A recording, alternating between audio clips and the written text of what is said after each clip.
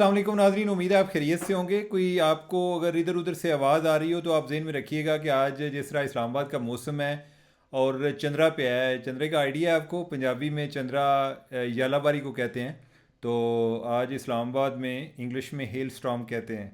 तो वो आज यालाबारी हुई है इस्लामाबाद में। मौसम जिस तरह से तब्दील हो रहा है क्लाइमेट चेंज की वजह से, अब ये मामला शुरू हो गए हैं और आने वाले टाइम में भी कुछ इस तरह की एक्सपेक्टेशन है महकमा मौसमियात के हवाले से कि और जगहों पर भी चंद्रा पै सकता है, यानी चंद्रा पड़ सकता है। तो नाज़रीन, हम वापस आते हैं अपने टॉपिक की तरफ। आज हमने इमरान खान को सज़ा, दूसरे केस में दूसरे दिन वो सज़ा हो गई जो तोशाहाना केस में 14-14 साल। और वो तो हो गई, वो आपके नॉलेज में भी। अब मैंने आपको जो दो तीन चीज़ें बतानी हैं, वो एक तो मैंने ये बताना है कि जो उस केस को सुनने वाले जज साहब हैं, जज मोहम्मद बशीर, वो कौन हैं, वो किधर से हैं, किस बैकग्राउंड के हैं, किस मजाज के हैं। और ये एक बड़ी एक इंटरेस्टिंग कैरेक्टर हैं, इनके ओवरऑल एक इंटरेस्टिंग शख्सियत के मालिक हैं। उसके बारे में मैं आपको बताऊंगा। और इसके अलावा आज पीटीआई का जो इंतहाबी जो मरकज़ी दफ्तर है उस पर ताला लग गया है, उसके बारे में हम बात करेंगे, क्या वजूहात बनी हैं। और तीसरी चीज़, इलेक्शन कमीशन कोई बिगड़ती हुई सिक्योरिटी सूरत हाल के हवाले से कल एक अहम इजलास करने जा रहा है। उसमें क्या हो सकता है, ये बहुत ही अहम डेवलपमेंट होगी कल के हवाले से, उसके बारे में मैं आपको बताता हूँ। तो आगे बढ़ने से पहले आपको रिमाइंडर है कि अगर अभी तक आपने चैनल सब्सक्राइब नहीं किया तो आपने ज़िंदगी में कुछ नहीं किया। तो चैनल सब्सक्राइब करें और जो नोटिफिकेशन बटन है जो टली है उसको ऑन करें और लाइक किया करें जितना भी आप लाइक कर सकते हैं। तो वापस आते हैं जी जज बशीर साहब की तरफ। जज बशीर साहब जो हैं वो मोहम्मद बशीर, जज मोहम्मद बशीर जो है वो बड़े एक अहम किरदार हैं इस पाकिस्तानी सियासत में। जो कुछ हो रहा है उसके हवाले से उनके फ़ैसलों की आवाज़ हर तरफ गूंज रही है। और जज साहब जो हैं वो उनको 2012 में वो इस्लामाबाद में आए थे। बेसिकली उनका ताल्लुक़ जो है वो खैबर पख्तूनख्वा से है, डेरा इस्माइल खान से हैं। इंडिया से माइग्रेट करके तो डेरा इस्माइल खान में उनकी फैमिली आबाद हुई थी। और जज साहब जो हैं उधर जुडिशल सर्विस में आए और उसके बाद से वो इन्हीं सिविल जज और एडिशनल सिविल जज और फिर डिस्ट्रिक्ट सेशन जज होते हुए वो तरक्की की मनाजिल तय करते हुए 2012 में आप इस्लामाबाद में आ गए। और यूसुफ रज़ा गिलानी साहब जो हैं उन्होंने उनको एक्सेप्ट कर लिया। अब लगाने का तरीका ये होता है कि जो chief justice Islamabad high court की तरफ से प्रपोजल आती है कि भाई जन है बंदे नहीं ना जो को बंदा ला दो, जज इधर हमें चाहिए अकाउंटेबिलिटी कोर्ट के लिए। तो आगे से फिर गवर्नमेंट जो है वो लगाती है। बेसिकली ये प्राइम मिनिस्टर डायरेक्ट तो नहीं लगा रहा होता, लेकिन उसी की गवर्नमेंट होती है। तो जो लॉ मिनिस्ट्री है उसकी तरफ से आगे अप्रूवल आती है और फिर जो अपॉइंटमेंट है वो उसको जो एक जो कंफर्मेशन है वो आगे प्रेसिडेंट की तरफ से आती है। तो जज साहब जो हैं वो तब से इधर हैं और उसके बाद उन्होंने बड़े वज़ीर आज़म देखे भी हैं अपने सामने भी। और स्वाए यूसुफ रज़ा गिलानी के जो बाकी वज़ीर आज़म हैं वो उनके सामने पेश भी हुए हैं। उनमें से 3 ऐसे भी हैं जिन्होंने उनको एक्सटेंशन दी थी। बेसिकली ये 3 साल का अहदा होता है और इसका मतलब है 2012 में लगे तो 2015 में उनका वो 3 साल का टेन्योर ख़त्म हुआ। तो उनको फर्दर एक्सटेंशन जो है वो मियाँ मोहम्मद नवाशी ने दी। तो मियाँ साहब जो हैं अब मियाँ साहब फिर उसके सामने पेश होना शुरू हुए और फिर उसने जो मियाँ साहब को सज़ा दी एवन फील्ड अपार्टमेंट के हवाले से जो केस था पनामा पेपर वाला, उसमें जो सज़ा दी थी वो जज मोहम्मद बशीर साहब ने दी थी। और दूसरा जो इनकी एक्सटेंशन हुई वो जो शाहिद हक़ान अब्बासी साहब हैं उन्होंने की। और फिर शाहिद हक़ान अब्बासी साहब जो हैं वो भी जब उन पे जो नैब के केसेस चले तो वो भी जज बशीर साहब के सामने पेश होते थे। आगे जो तीसरी एक्सटेंशन है वो इमरान खान ने दी और 2021 में। तो अब जो है इमरान खान साहब का भी जो है ना वो जज साहब ने इंसाफ किया। अब ये देख लें, वैसे जज साहब जो हैं वो इस चीज़ को हाथर में नहीं लाते कि मुझे किसी ने एक्सटेंशन दी है। वो फ़ैसला जो है ना वो मेरिट पे करते हैं, आपके नॉलेज में है। तो एक जो वज़ीर आज़म मुझे भूल के इस दौरान जो कि उनके सामने पेश होते रहे हैं वो राजा परवेज़ अशरफ, वो भी इन्हीं जज साहब के सामने पेश होते रहे हैं। अच्छा, एक दो जो एक इंटरेस्टिंग चीज़ें हुई जब ये नवाज शरीफ का केस सुन रहे थे, मियाँ नवाज शरीफ का, तो उस दौरान जो है, जो इनकी अदालत है, ये बेसिकली जो इधर हैं तीन जो है ना अकाउंटेबिलिटी कोर्ट्स हैं और उनके इंतज़ामी जज भी हैं, तीन कोर्ट्स के आगे इनके दूसरों का कि भाई तू उधर चला जा, मैं इधर चला जाना। और जो मियां नवाज शरीफ के दोनों केसेस हैं, एक टाइम पर वही सुन रहे थे, जो अल अज़ीज़िया स्टील मिल वाला रेफरेंस है और दूसरा जो ये पनामा वाला है। तो जब ये नवाज शरीफ का केस सुन रहे थे, तो उस दौरान कोई इनके जो अदालत है उसके बाहर एक दिन ना एक कोई लंबा एक सांप मिला, यानी कि एक बड़ा बड़ा सांप, जो कोई आप कह लें कि कोई जो रिपोर्टर्स हैं वो कहते हैं कि जो उस टाइम आई विटनेस थे कि कोई तकरीबन कोई मेरे ख्याल कोई 2 मीटर का होगा। और फिर जो है वो एक जंगली किस्म का सांप था और उस टाइम काफ़ी एक खौफ व हरास भी फैल गया। और फिर जो है उसको सांप को मार दिया गया। और फिर कुछ अर्सा बाद जो है जो मियां नवाज शरीफ का केस है वो भी उस टाइम बड़ा एक तेज़ी से चल रहा था और फाइनली उस केस में उनको सज़ा हो गई। अब ये है कि जब इमरान खान का जो केस अभी चल रहा था, तो उस दिन जज साहब एक दिन जा रहे थे, तो उनकी गाड़ी, उनके जो स्क्वाड है उससे कोई थोड़े से फासले पे फायरिंग हुई, काफ़ी उस टाइम भी खौफ व खरास पैदा हुआ। तो ये है कि जज साहब जो हैं इनके वो न डर रहे हैं और उन्होंने जो काम है वो उसको बड़ा तेज़ी के साथ आगे चलाया है।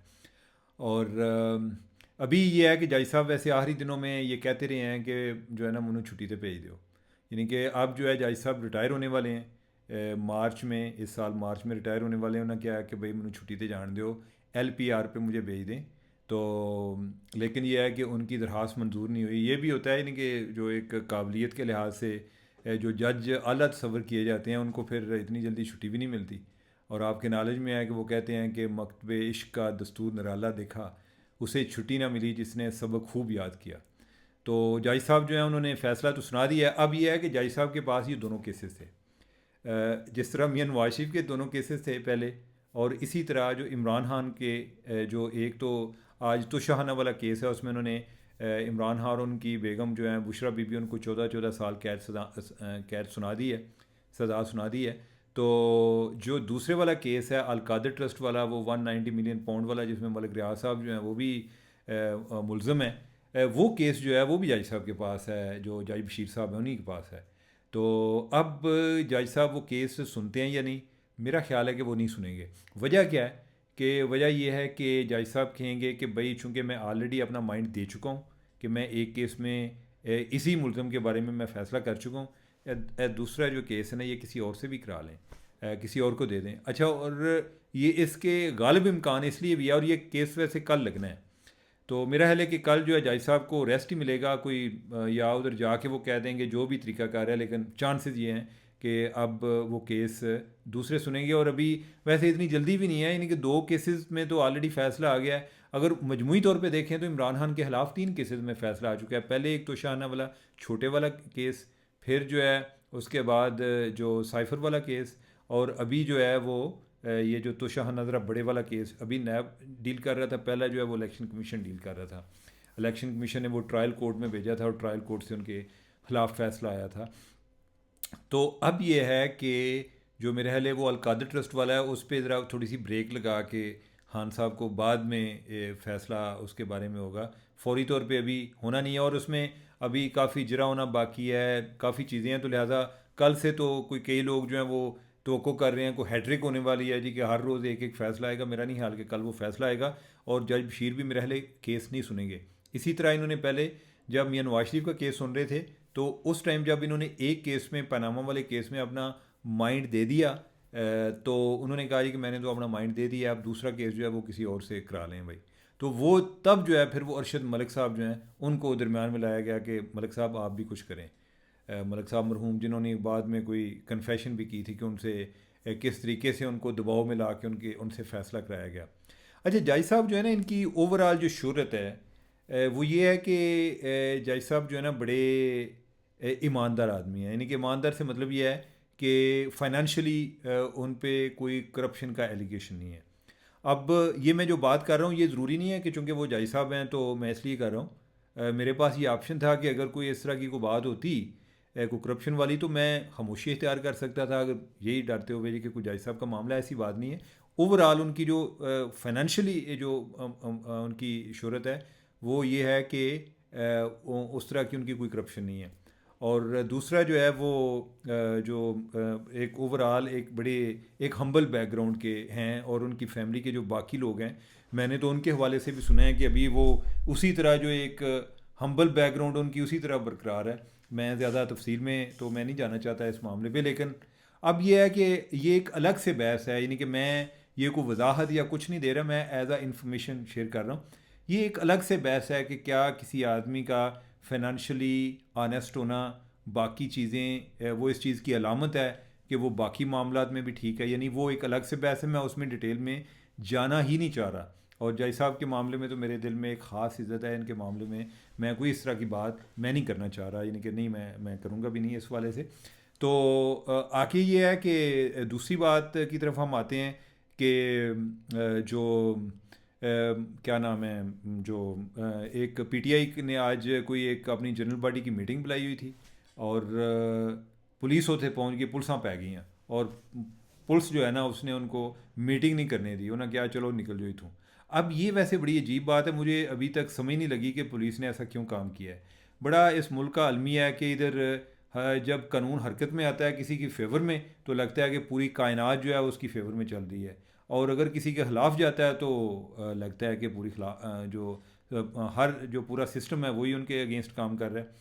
तो अब ये है कि जो आज अकबर एस बाबर जो हैं उन्होंने भी एक मीटिंग कॉल की हुई थी कि इसी वाले से कोई जनरल बॉडी की, और मेरा ख्याल है कि इन्होंने भी उसी को मद्देनज़र रखते हुए जो इमरान खान वाली पीटीआई है इन्होंने भी की कि ए साड़ी पार्टी के लिए माल ना मार ले, जो अकबर एस बाबर हैं वो कब्ज़ा ही ना कर जाए कि जी हम असल में असली तो हम लोग हैं, यानी कि वो जो बाकी हैं वो जली हैं। तो लेकिन ये है कि पुलिस ने क्यों किया मुझे इसका नहीं आइडिया। वैसे इतनी जगह पे उनको दबाया हुआ है, तो अगर इधर छोड़ भी देते तो हैर थी, को ऐसा नहीं करना चाहिए था। तो नाजरीन ये चीज़ हुई है। तीसरी चीज़ ये है कि आपके नॉलेज में होगा कि जो अगेन ये मामला जो है ये पीटीआई का और बाकी सारी जमातों का है कि कल उधर सिब्बी में भी कोई एक ब्लास्ट हुआ है जिसमें कोई पीटीआई का एक जलसा था, और उधर कोई लोग जो हैं वो कोई ज़ख्मी भी हुए हैं, कोई शहीद भी हुए हैं।